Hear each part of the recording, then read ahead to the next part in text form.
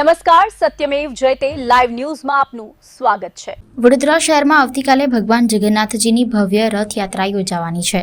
રથયાત્રા શાંતિપૂર્ણ અને સુરક્ષિત રીતે સંપન્ન થાય તે માટે વડોદરા પોલીસ તંત્ર સંપૂર્ણ એક્શન મોડમાં જોવા મળી રહ્યું છે। શહેર પોલીસ દ્વારા આજે સમગ્ર રૂટ પર તડામાર બંદોબસ્તનું રિહર્સલ કરવામાં આવ્યું, જેમાં ઉચ્ચ પોલીસ અધિકારીઓથી લઈને પોલીસ જવાનો સુધી તમામે ભાગ લીધો।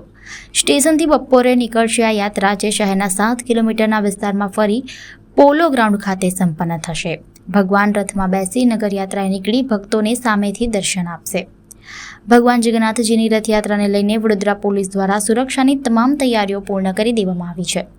રથયાત્રાના સમગ્ર રૂટ પર police commissioner, joint police commissioner, DCP, ACP, PI સહિતના અધિકારીઓની હાજરીમાં બંદોબસ્તનું રિહર્સલ કરવામાં આવ્યું હતું। રથયાત્રા દરમિયાન કોઈ અનિચ્છનીય ઘટના ન બને અને શ્રદ્ધાળુઓને સુરક્ષિત વાતાવરણ મળી રહે તે માટે અંદાજે 3000 જેટલા પોલીસ અધિકારીઓ અને જવાનોને ફરજ પર તૈનાત કરવામાં આવશે। શહેર પોલીસ ઉપરાંત બહારથી પણ પોલીસ કંપનીઓને બંદોબસ્તમાં જોડવામાં આવશે।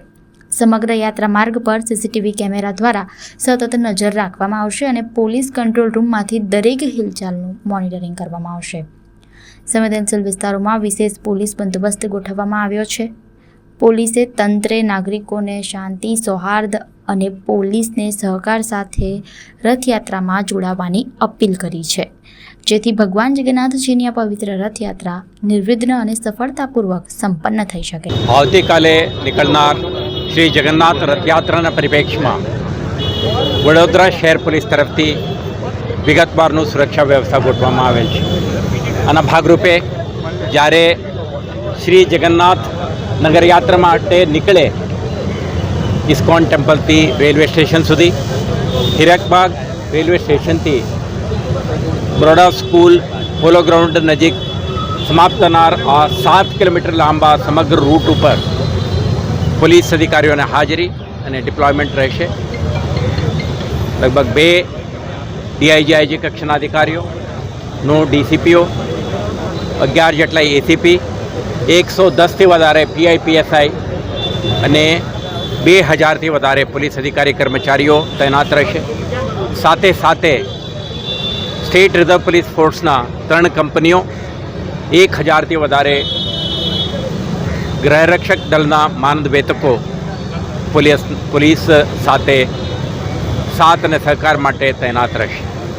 આ વર્ષે આપણે રથયાત્રાના સુરક્ષાને ધ્યાને રાખીને આયોજકો, વડોદરા મ્યુનિસિપલ કોર્પોરેશન, સંલગ્ન અન્ય વિભાગો અને સ્ટેક હોલ્ડર સાથે એડવાન્સ લાયઝનિંગ કરીને કેટલાક વ્યવસ્થાઓ ગોઠવી છે।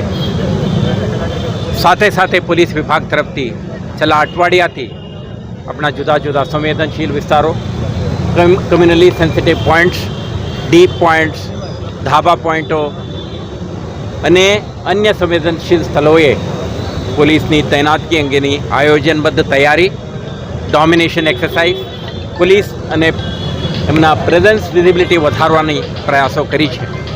સાથે સાથે જાણીતા ગુનેગારો, અસામાજિક તત્વો, વિઘ્ન સંતોષી માણસો, જે લોકો રથયાત્રાને વિઘ્ન ઉપસ્થિત કરી શકે એવા એલિમેન્ટ્સને આપણે ટાર્ગેટ પણ કરી છે। તો આવતીકાલે નીકળનારા રથયાત્રા દરમિયાન પોલીસ પ્રેઝન્સ અને સાથે સાથે ટેકનોલોજીના માધ્યમથી પણ આપણે સતત નિગરાની રાખનાર છીએ। વિશ્વાસ smart city project, body on camera, drone ફ્લીટના મદદથી સમગ્ર રૂટ ઉપર ધરતી અને આકાશથી આપણે ધ્યાન રાખીશું અને વિડીયો એનાલિટિક્સના માધ્યમથી ચાલતા તમામ પ્રવૃત્તિઓ ઉપર ઇન્ટિગ્રેટેડ કમાન્ડ એન્ડ કંટ્રોલ સેન્ટરથી નિગરાની રાખવામાં આવશે અને ફિલ્ડ ટીમ અને સાથે સાથે મોનિટરિંગ ટીમ વચ્ચેના સિનર્જી સાથે આપણે રથયાત્રા દરમિયાન કોઈ પણ પ્રકારના અનિચ્છનીય બનાવ ન બને તે માટે તમામ તાકેદારી રાખીશું। તે ઉપરાંત આપણે social media monitoring, suspicious activities ઉપર આપણા સતત નજર અને કોઈ પણ પ્રકારના કન્ટિન્જન્સીને પહોંચી વળવા માટે આપણા વજ્ર, વરુણ અને અન્ય સ્ટ્રાઇકિંગ ફોર્સ સાથે આવતીકાલે પોલીસ તૈનાત રહેશે અને સમગ્ર ત્યોહારની સેલિબ્રેશન એક શાંતિપૂર્ણ માહોલમાં સંપન્ન થાય તે માટે વડોદરા શહેર પોલીસ તરફથી તમામ તૈયારી કરી લેવામાં આવેલ છે।